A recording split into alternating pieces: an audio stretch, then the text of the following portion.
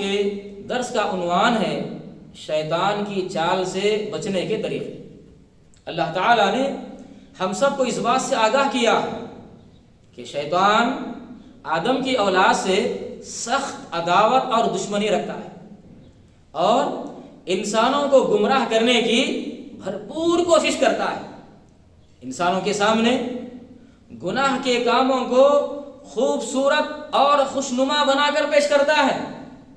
سورہ اعراف آیت نمبر 16 اور 17 میں ابلیس کا قول پیش کیا گیا ہے۔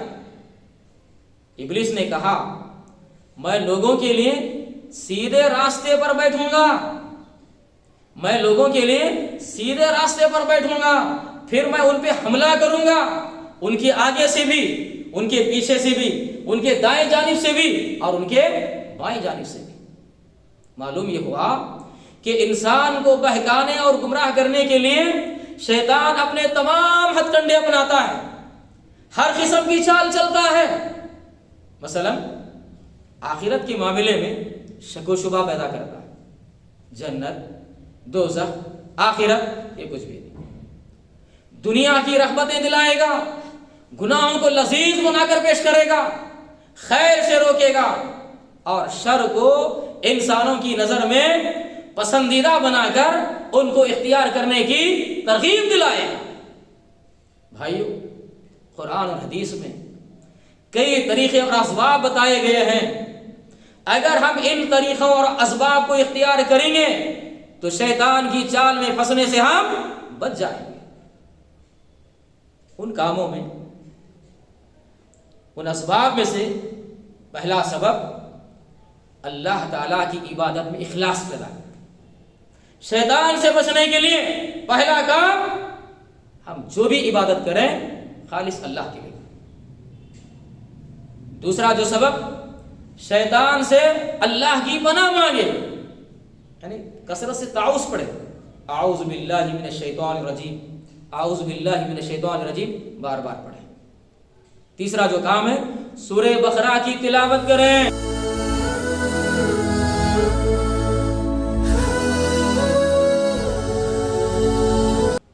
السلام علیکم ورحمۃ اللہ وبرکاتہ۔ ان الحمد للہ حمدا کثیرا طیبا مبارکا فیہ، بسم اللہ الرحمن الرحیم۔ لا تجعلوا بیوتکم مقابر ان الشیطان ينفر من البيت الذي تقرأ فيه سورة البقرہ۔ الحمدللہ آج بتاریخ 28 ستمبر 2025 عیسوی، 5 ربیع الآخر 1447 ہجری، مقام مسجد آمنہ علیم الدین، ہفتہ واری پروگرام منعقد ہے۔ الحمدللہ آج کے درس کا عنوان ہے شیطان کی چال سے بچنے کے طریقے۔ اللہ تعالیٰ نے ہم سب کو اس بات سے آگاہ کیا کہ شیطان آدم کی اولاد سے سخت عداوت اور دشمنی رکھتا ہے اور انسانوں کو گمراہ کرنے کی بھرپور کوشش کرتا ہے۔ انسانوں کے سامنے گناہ کے کاموں کو خوبصورت اور خوشنما بنا کر پیش کرتا ہے۔ سورہ اعراف آیت نمبر 16 اور 17 میں ابلیس کا قول پیش کیا گیا ہے۔ ابلیس نے کہا میں لوگوں کے لیے سیدھے راستے پر بیٹھوں گا، میں لوگوں کے لیے سیدھے راستے پر بیٹھوں گا، پھر میں ان پہ حملہ کروں گا، ان کے آگے سے بھی، ان کے پیچھے سے بھی، ان کے دائیں جانب سے بھی اور ان کے بائیں جانب سے بھی۔ معلوم یہ ہوا کہ انسان کو بہکانے اور گمراہ کرنے کے لیے شیطان اپنے تمام ہتھ کنڈے اپناتا ہے، ہر قسم کی چال چلتا ہے۔ مثلا آخرت کے معاملے میں شک و شبہ پیدا کرتا ہے، جنت، دوزخ، آخرت یہ کچھ بھی نہیں۔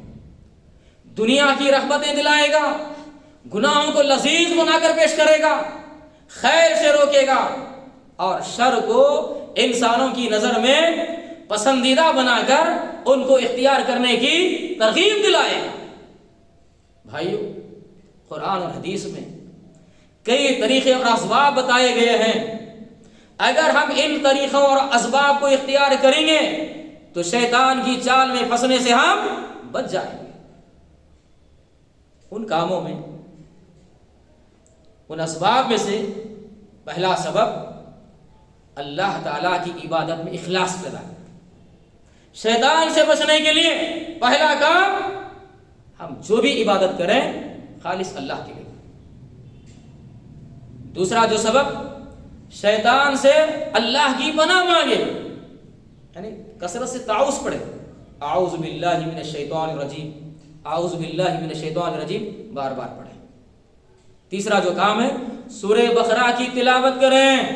صحیح مسلم کی روایت ہے، پیارے نبی صلی اللہ علیہ وسلم نے فرمایا، تم اپنے گھروں کو قبرستان نہ بناؤ، تم اپنے گھروں کو قبرستان نہ بناؤ، بے شک شیطان اس گھر سے بھاگ جاتا ہے جس میں سورہ بقرہ کی تلاوت کی جاتی ہے۔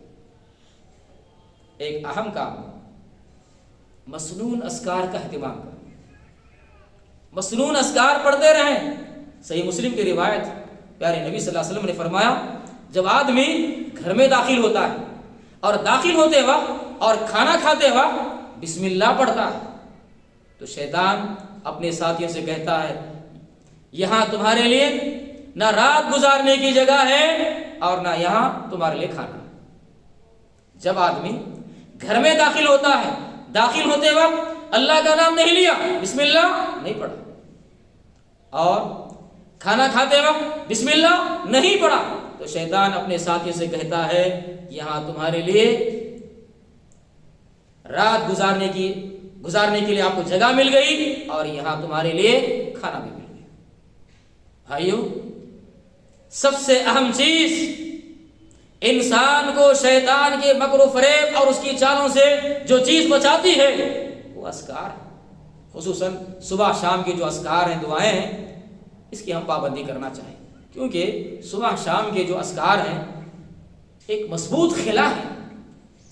شیطان جو ہمارا کھلا دشمن ہے، اس سے بچنے کے لیے مسنون اذکار کا اہتمام لازمی ہے۔ ذکر الہی، قرآن کی تلاوت، تقویٰ، اجتماعیت، یہ اعمال ہیں، یہ اسباب ہیں، اگر ہم ان کو اختیار کریں گے تو ہم شیطان کی چال میں پھنسنے سے ہم بچ جائیں گے۔ اسلاف ہمیشہ اللہ کا ذکر کرتے تھے، ہمیشہ اللہ کے ذکر میں مصروف رہتے ہیں تاکہ شیطان کی چالوں سے وہ محفوظ رہے۔ اللہ سے دعا ہے، اللہ تعالی ہم سب کو شیطان کی چالوں، اس کے مکر و فریب سے بچنے کی اللہ ہم سب کو توفیق عطا فرمائے۔